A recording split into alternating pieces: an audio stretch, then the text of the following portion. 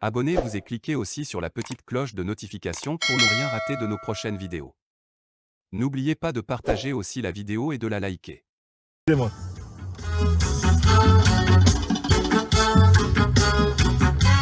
Un peu d'eau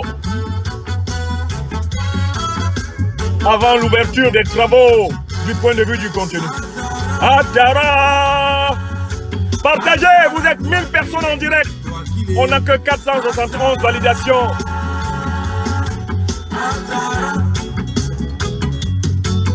Tous les soirs tout du grand feu. Tous les soirs tout du grand feu.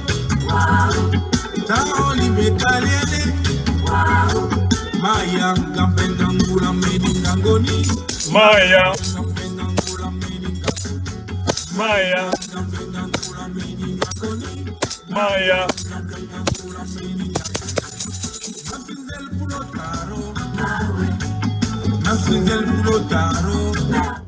Mon pays s'appelle ce samedi le Togo.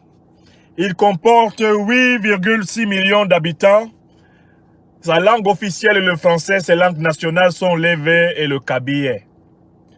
Mon pays s'appelle ce samedi 20 novembre 2021 le Togo. Il compte environ 152 habitants au kilomètre carré.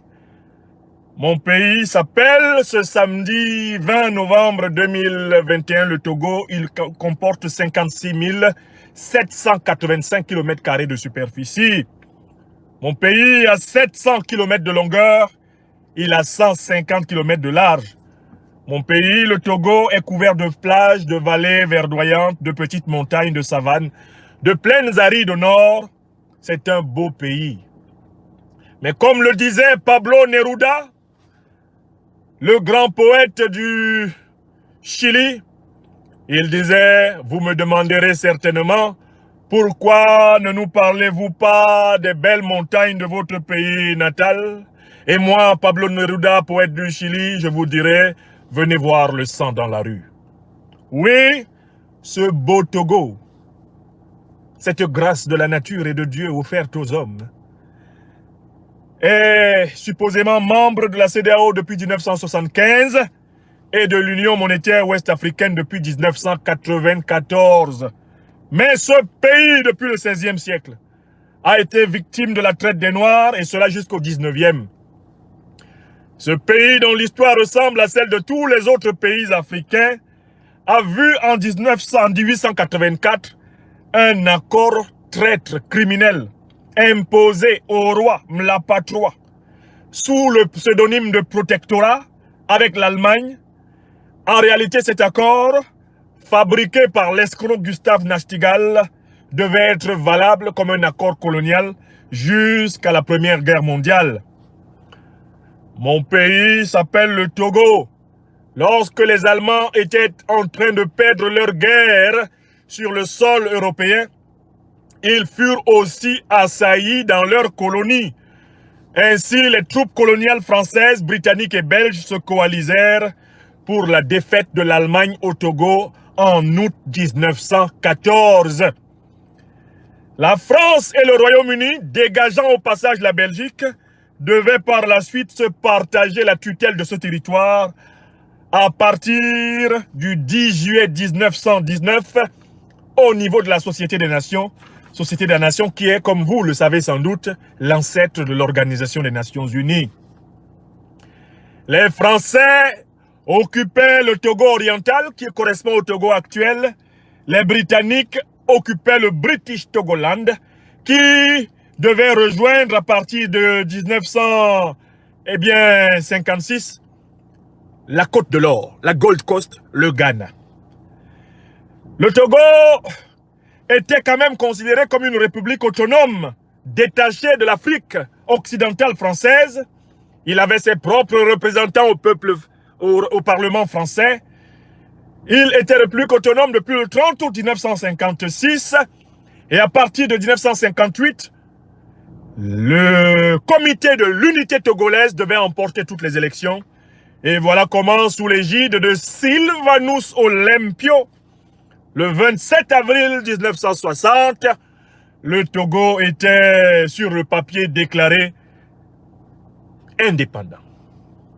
Mais, dès cette année 1960, il y avait à la tête du Togo un esprit brillant. Le président Sylvanus Olympio, un grand Africain, qui voulait déjà sortir le Togo de l'emprise du franc CFA. Voilà le crime de lèse-majesté qui devait lui valoir un assassinat macabre organisé par l'armée française, par la puissance du général de Gaulle, à travers un certain commandant Métrier. Celui-ci, sous le prétexte d'imposer la réintégration dans l'armée togolaise, eh bien, de pratiquement 626 vétérans qui avaient combattu dans le cadre de l'armée française en Indochine et en Algérie, Monsieur Métrier, au service de Gaulle, organisait l'assassinat de Sylvanus, le père de Gilles Christ, Sylvanus Olympio, le 13 janvier 1943. Alasko Winner, merci de votre soutien à cette conférence et merci à tous ceux qui continuent de nous aider à tenir debout.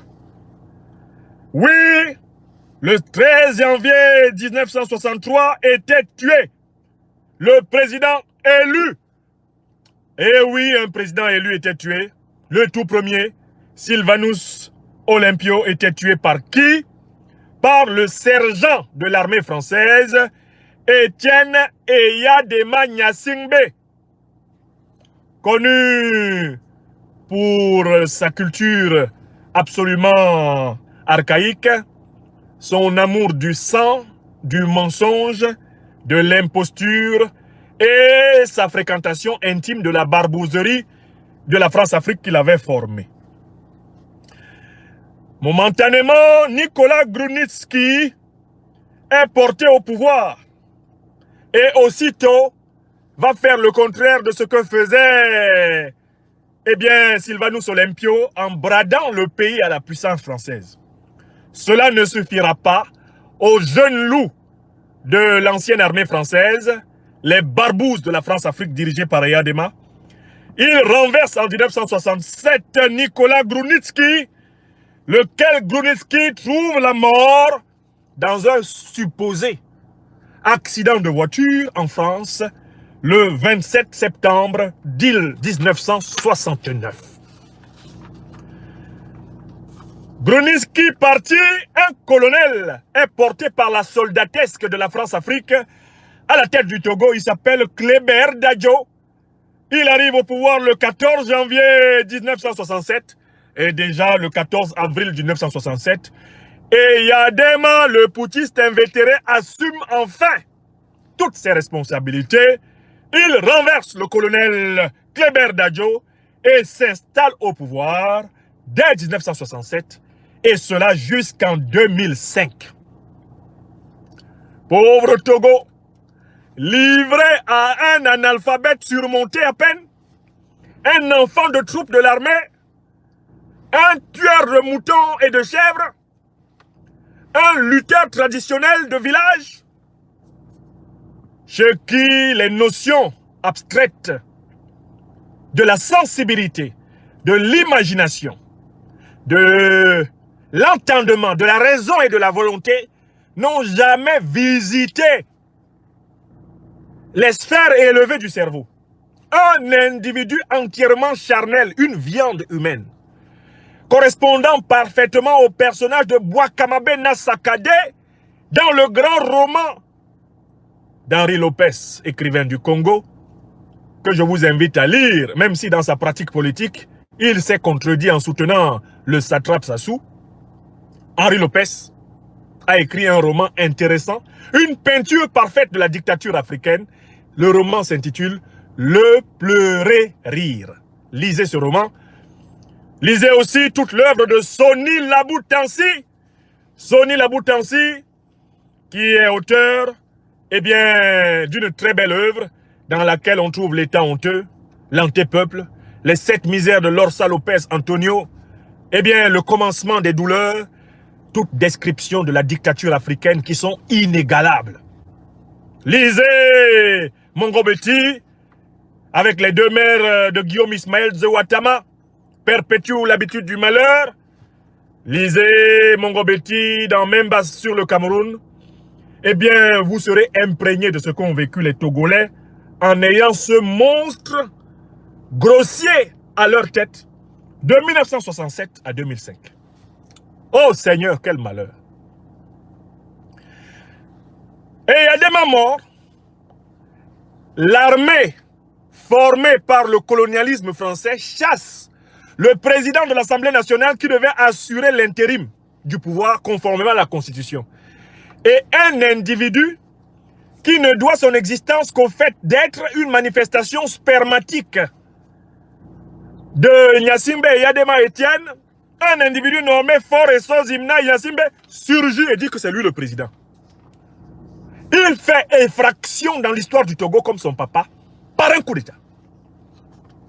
Là où on eût pu espérer que Faure Sozimna Gnassingbé tira des leçons des aventures criminelles de son père, il s'avéra une crapule beaucoup plus avancée, beaucoup plus outillée, beaucoup plus déterminée, y compris contre ses propres frères du même sang.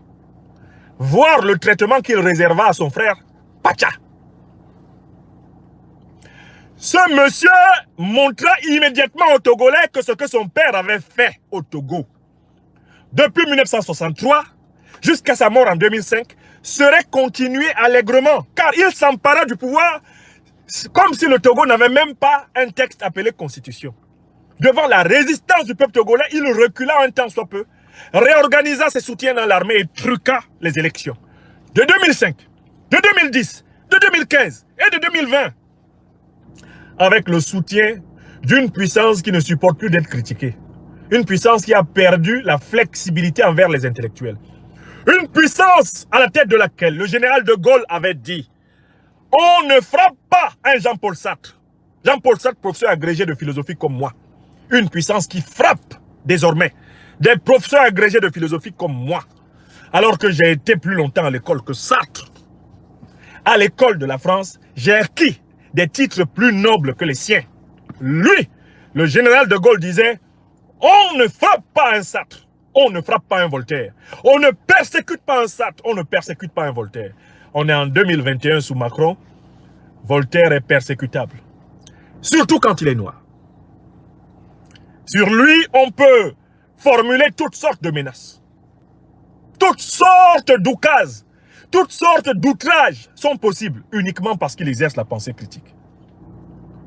C'est avec le soutien de la puissance française, tout gouvernement confondu, de gauche comme de droite, que la dictature a été installée dès 1963 jusqu'aujourd'hui en 2021 au Togo. Écrivez ça! Écrivez ça, Africains! Écrivez que la dictature du Togo a été installée dès 1963 et elle est soutenue jusqu'en 2021 par la puissance française. C'est moi qui ai dit ça, car j'en ai les preuves. Le père Eyadema, quant à lui, ne se cachait pas. Il a dit ceci, je le cite, dans un français extrêmement approximatif, mais en même temps significatif. Le Togo en besoindra toujours de la France, comme la France en besoindra toujours du Togo. De quel Togo parlait-il? Il parlait de l'élite corrompue du Togo dont il était le patron. De quelle France parlait-il? Il parlait de l'oligarchie corrompue de la 5e République française, non pas du peuple français. Les deux oligarchies auront toujours besoin l'une de l'autre. Le président Eyadema inventa le concept d'embesoindrer. Le Togo en besoindra toujours de la France. Et comme la France en besoindra toujours du Togo. Il était très marrant. S'il n'avait pas été tragique, on en rigolerait. Il n'y a jamais eu d'élection transparente au Togo depuis 1963 jusqu'à aujourd'hui. Écrivez ça. Et cela a été cautionné par toutes les ailes dirigeantes de la France. Que ce soit la droite, la gauche ou le centre qui ont dirigé la France, ils ont soutenu la spoliation de souveraineté du peuple togolais. Alors que l'article 65 de la Constitution prévoyait que le président de l'Assemblée nationale assure l'intérim, Faure Gnassingbé, dès qu'il entrait à la présidence, pour s'asseoir sur le fauteuil supposé de son père, qui pourtant devrait appartenir en République au peuple, il n'en est jamais vraiment ressorti. Le Togo est braqué. Le Togo est pris en otage depuis lors. Et je viens de finir de vous décrire la première partie. Je viens de vous mettre en condition de comprendre ce que souffrent les Togolais. Mais les Togolais font partie des peuples les plus torturés au monde. La torture au Togo est physique. Si vous allez sur les réseaux sociaux, si vous faites une petite enquête, même d'1 heure, pour avoir des vidéos d'exaction sur les Togolais, vous allez pleurer toutes les larmes de votre corps. Il n'y a pas beaucoup de peuples dans ce monde qu'on tabasse autant que le peuple togolais depuis pratiquement 60 ans. Et c'était déjà le cas sous la colonie. Et c'était déjà le cas sous la traite négrière. Le peuple togolais est l'un des plus tabassés de la terre. C'est l'un des peuples les plus brutalisés de la terre. Les brutalités que subissent les Togolais dépassent la parole parlée. Ce sont des brutalités qui chatouillent même jusqu'au pied de Dieu. À la moindre contestation populaire, le système mis en place par Gnassingbé et Yadema se jette sur mon peuple africain. On bat dans tous les quartiers. On bat dans toutes les rues. On exécute à bout portant. On emmène dans des prisons pour torturer pendant de longs jours. Et c'est le cas de notre frère, Jean-Paul Omolou, actuellement entre les mains de ces barbares. Et c'est ce qui se passe au Togo par la volonté de l'élite corrompue de ce pays et de l'élite corrompue de la 5e République française. On m'en veut d'établir et de faire prendre conscience en France et en Afrique du lien criminel qu'il y a entre l'élite corrompue de la République française et les élites corrompues de l'Afrique dite francophone. Pourtant, ce lien-là, c'est le minimum véridique. Si quelqu'un veut servir la vérité, il commence par dire que voilà ce qui se passe en Afrique. Mon peuple, le peuple du Togo, est brutalisé sur le plan psychologique. Le Togo est un pays dans lequel les citoyens vivent et non, ils naissent. Ils grandissent et ils meurent sous la menace. Je recommence. Écrivez ça. Le peuple togolais est composé d'individus nés sous la menace, qui ont grandi sous la menace et qui sont morts sous la menace. C'est-à-dire que tu nais dans la peur. Tu vas à l'école primaire dans la peur. Tu vas au collège dans la peur. Tu vas à l'université dans la peur. Tu commences à travailler quand tu en as eu la chance, dans la peur. On te tue alors même que tu as peur. On te pleure en ayant peur. Même ceux qui te pleurent ont peur de te pleurer. Et après ta mort, quand on parle de toi, on regarde à gauche et à droite pour savoir si tous ceux qui sont là sont compatibles avec ta douleur. Est-ce que vous vous rendez compte? Un pays encerclé par une brutalité physique, psychologique et spirituelle. Sur le plan spirituel, le peuple du Togo est livré au désespoir. Pendant de longues années, on a tué, on a emprisonné, on a exilé, on a spolié des Togolais, sans que personne en Afrique, personne en Europe, personne en Amérique, personne en Asie ne daigne leur venir au secours. Donc c'est un peuple qui est alourdi, c'est-à-dire que sur le plan spirituel, c'est un peuple qui a un poids. Un poids qui équivaudrait à la formule « Seigneur, Dieu créateur tout-puissant, nous aurais-tu oublié par hasard ?» Le peuple togolais a plusieurs fois été plongé dans une léthargie spirituelle où il se demandait s'il était une créature divine. Voilà l'état de ce peuple. Et il y a donc des hommes qui pourtant, en ayant tenté de vivre dans le système, et c'est le cas du docteur Agbe Ome Kodjo. Il a été Premier ministre pendant 3 ans, si je ne m'abuse, du régime Yadema.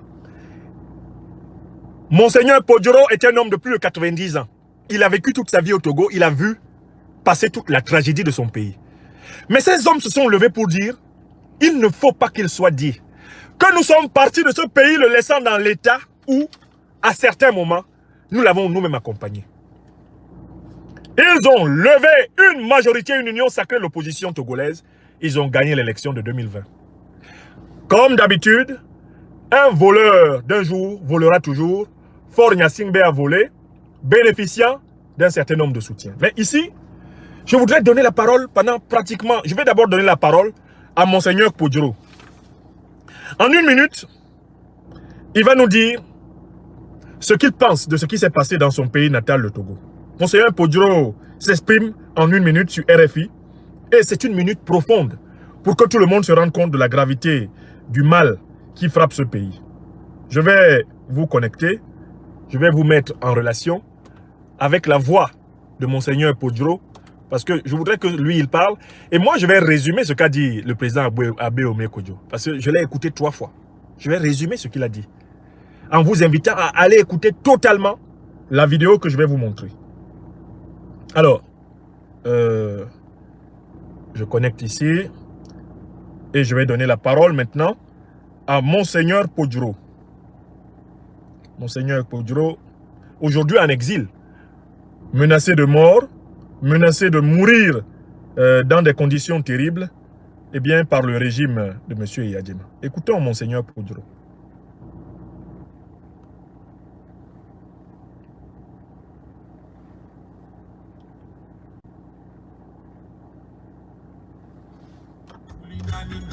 Excusez-moi, je vais sélectionner la bonne source. Hop, source. Je vais prendre plutôt là. Hop. Ok, c'est bon. Monseigneur Podjoro, en Syrianus. Je reprends. C'est moi, Monseigneur Podjoro, en Syrianus, qui est envoyé en mission la coordination avec pour objectif la conquête de la victoire. Et j'ai participé moi-même à la campagne électorale. Et elle a brillamment réussi sa feuille de route en permettant l'élection du docteur Gabriel Agbelome Mensah Kodjo dès le premier tour. Mais la CENI et la Cour constitutionnelle, ces 2 institutions marronnettes, sinistres et funestes, ces 2 institutions donc, en violant leurs serments respectifs, ont créé le contentieux électoral qui nous divise. Très bien. Monseigneur Podjoro a, en 1 minute, il a donné un condensé de la crise togolaise. Faure Eyadema prétend qu'il a eu 72,36% pour obtenir un 4e mandat à la tête du Togo. Ce n'est pas possible, pour 3 raisons. Première raison, les Togolais le connaissent comme quelqu'un qui a voulu prendre le pouvoir par coup d'État en 2005. Les Togolais ne peuvent pas lui donner 72%. Écrivez ça. Deuxième raison, la Commission électorale nationale et le Conseil constitutionnel sont à la botte du RPT, le parti de Faure Gnassingbé. On connaît en Afrique que quand ces 2 institutions sont contrôlées par le parti au pouvoir, elles donnent les résultats du parti au pouvoir. Troisième raison, avec un tel rejet, le score que revendique en réalité Gnassingbé est l'inverse de la réalité. Il prétend avoir eu 72%, en réalité, s'il a beaucoup fait, il en a eu 20%. Maintenant, ce qui est intéressant, c'est l'intervention du président Abe Omekodjo. Pendant 20 minutes, le président Abe Omekodjo nous a expliqué comment la situation a basculé. Si au niveau des urnes, incontestablement, il a battu, la coalition de l'opposition avait battu fort, parce qu'en fait, il suffit d'être opposant et être du côté du peuple aujourd'hui au Togo pour battre fort. Imaginons même que ce ne soit pas le docteur Abe Omekodjo qui a été candidat. N'importe quel autre candidat, même repenti, qui sort du RPT et qui réussit à rassembler derrière lui une majorité d'opposants au Togo en disant « Je veux bâtir un principe, un système politique inclusif. Un Togo pour tous les Togolais. » Wallahi billahi talahi. N'importe quel candidat bat fort. Pourquoi? Parce que les Togolais en ont marre du pouvoir monarchique. Son papa a massacré les Togolais de 63 à 2005. Lui, depuis 2005, on est en 2020, ça fait 15 ans. Ça fait combien d'années? Pour la même famille. Le même nom. C'est-à-dire que, quel que soit l'angle à partir duquel vous regardez la réalité togolaise, Faure Gnassingbé ne peut pas être le président légitime et élu du Togo. C'est pas possible. Avec ce que son père a fait subir au peuple togolais, rien que pour cela, un Gnassingbé ne peut pas gagner, avant plusieurs générations, une élection présidentielle au Togo. Deuxièmement, il confisque la CENI. Il confisque la Cour constitutionnelle. Vous imaginez le résultat.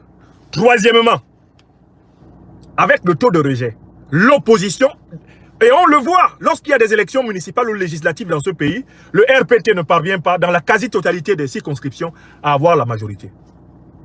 Ce qui traduit très bien la minorité du RPT au pouvoir et la majorité constituée par l'opposition et le rejet de la famille des Yadema Gnassingbé par le peuple togolais.